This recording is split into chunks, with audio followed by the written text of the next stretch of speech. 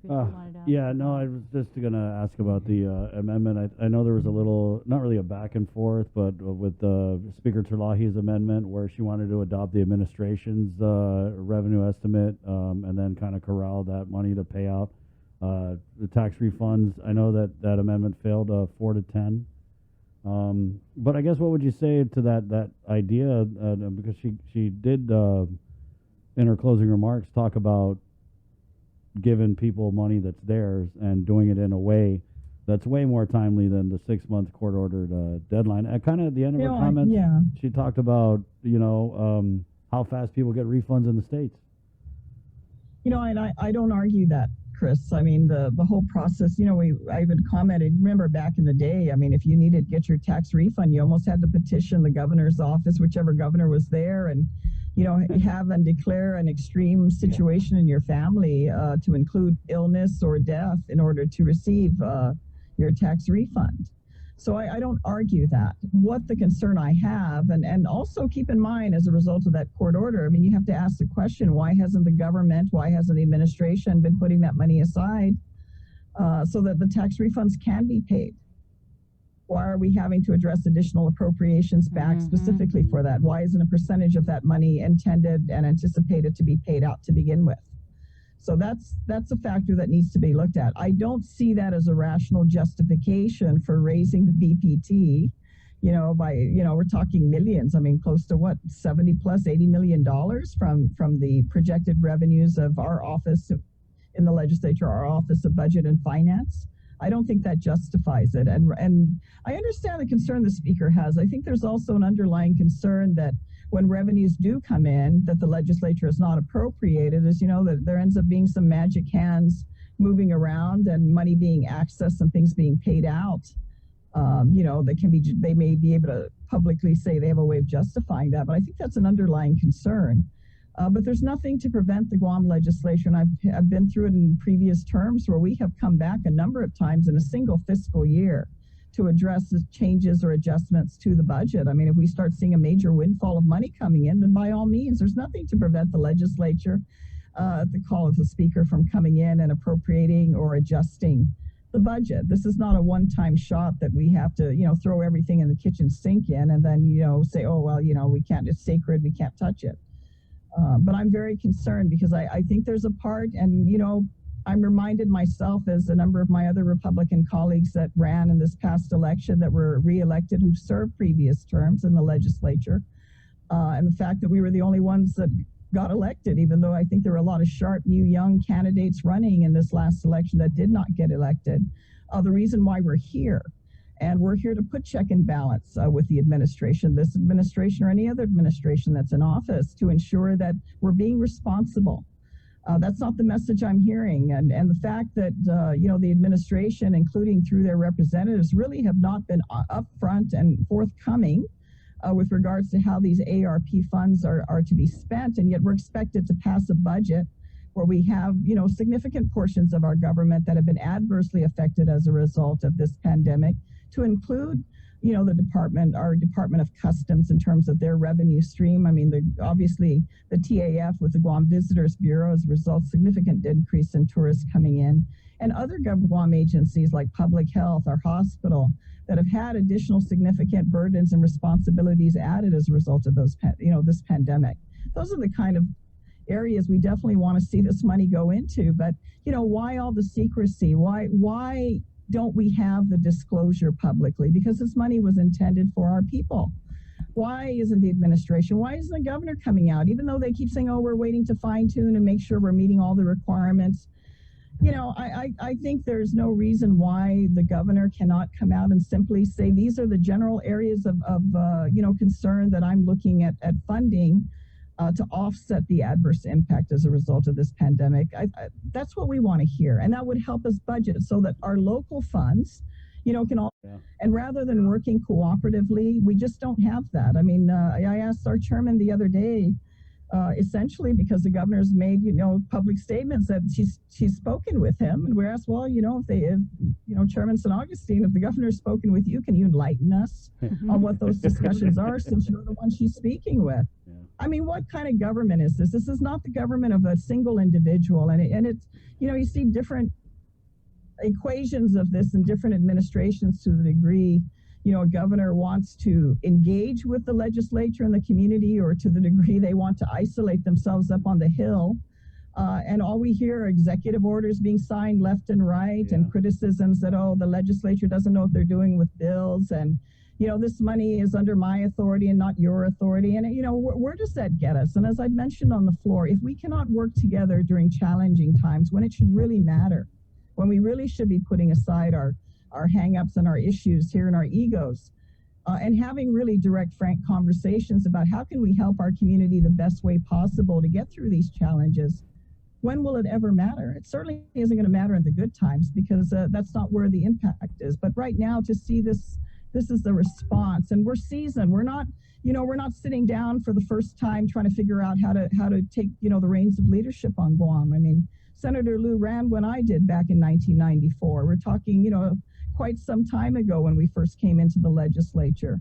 And I think more is expected of us, and because we have been at this a while, and we have been seasoned, and we are experienced, that you would expect that we would be more responsible in how we execute our respective responsibilities in our respective branches of government. Yeah, I just think I don't know. When I was watching session last night, I couldn't shake this feeling that the whole thing, in some ways, is a farce, because we're having this session and we're acting like we're so broke, and the governor's got $600 million, and you guys are, budgeting pennies.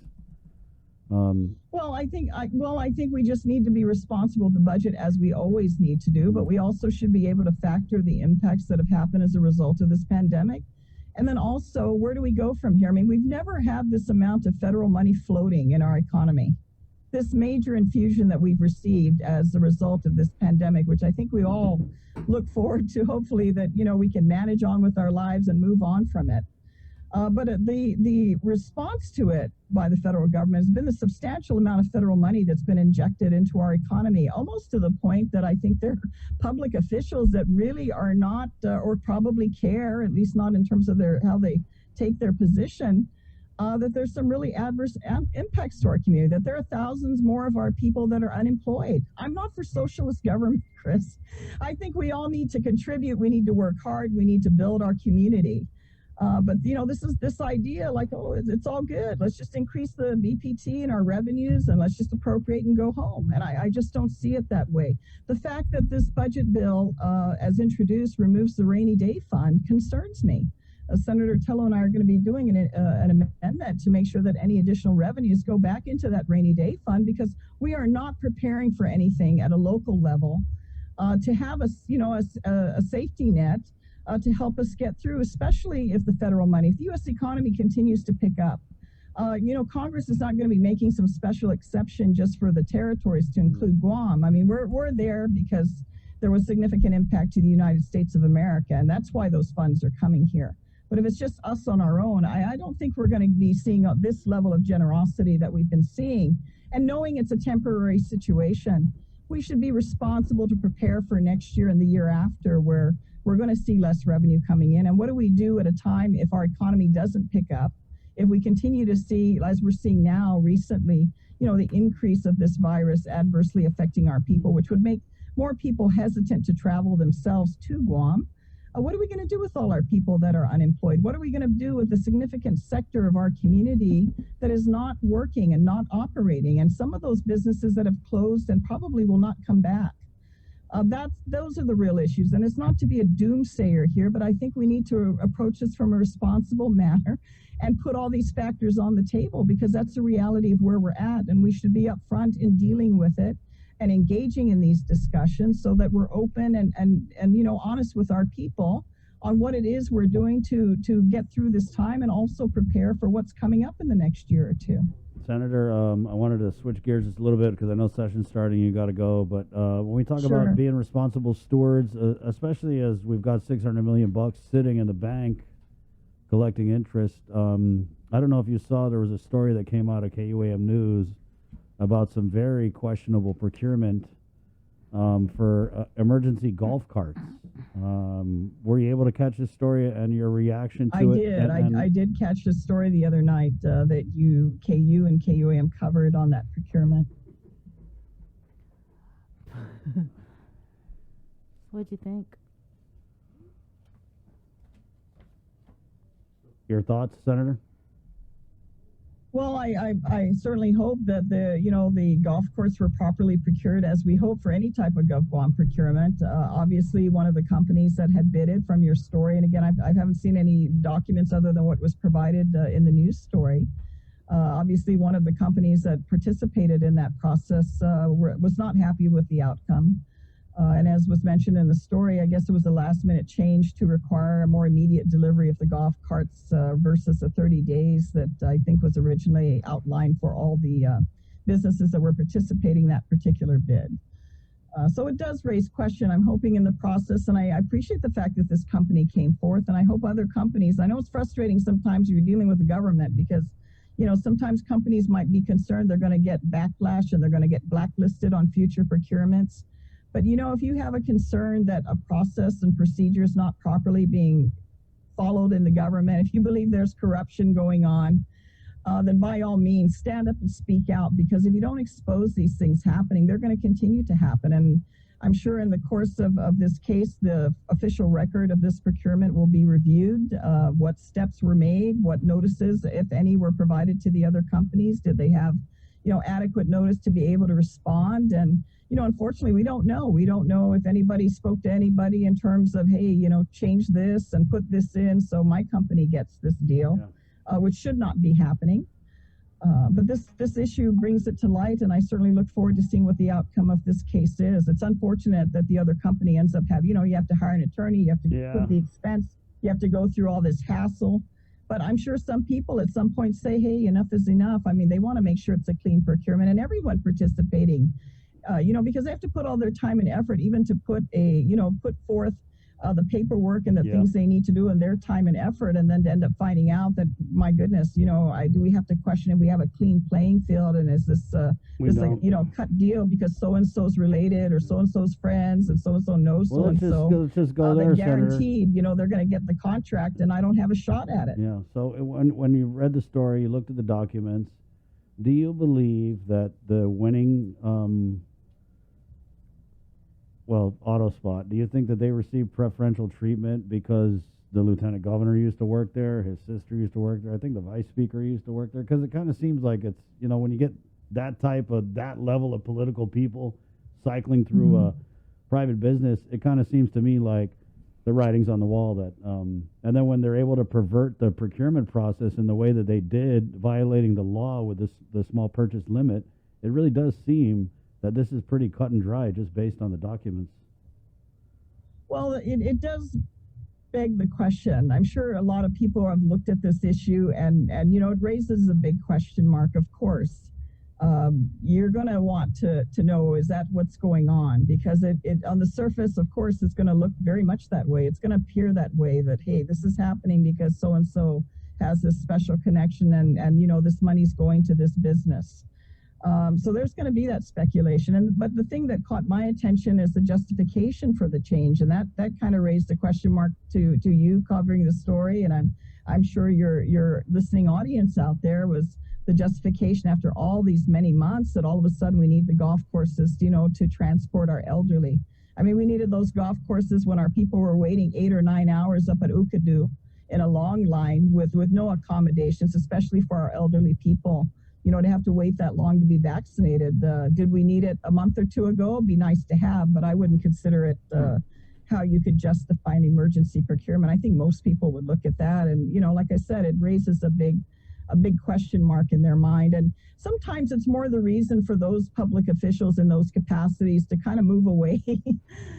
Sometimes some people don't even have their businesses participate, or their family participate, because they don't want to have that impression that they're in any way using or misusing their official capacity to benefit their friends and family while they're in elective office, because that's not what we tell the people of Guam when we run.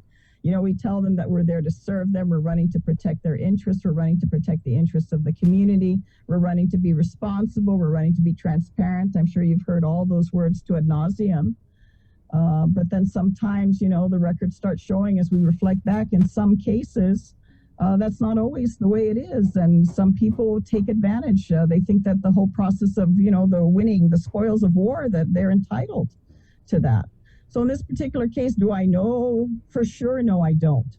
But that's why I think it's important that this case, as it goes through the review process, as it goes to trial, I think we're all going to be very interested in seeing what the outcome is and how the public officials that were engaged in this procurement justify the actions that they took. Because it does, of course, it raises a question mark. I mean, I have one of my vehicles, my own personal vehicle that I bought from AutoSpot. No politics involved. They just simply have the car that I wanted to purchase. Did you get a discount? In this case, when you're using public money, that's a different story. Thank you, Senator. Anyway, it's good to see you guys. Always, and right keep on. doing what you're doing. Keep shining the light out there, because I'll tell you, the fact that you guys also bring these issues up and you're not afraid to do it, because I know some are. And there's some levels of influence in this community that are able to do that, even in the media, to silence and make sure stories don't get covered. But the good, the bad, and the ugly, you guys throw it out there, and you have your listeners decide for themselves. I mean, you got a sharp group out there. They can decide for themselves how they see these issues. So I do appreciate you interviewing us and keeping us on track, and then also putting the stories out there and making our community aware of what's going on, because this is their government. And if we don't have this level of engagement and keeping an that extra eye on what's going on, we've seen it.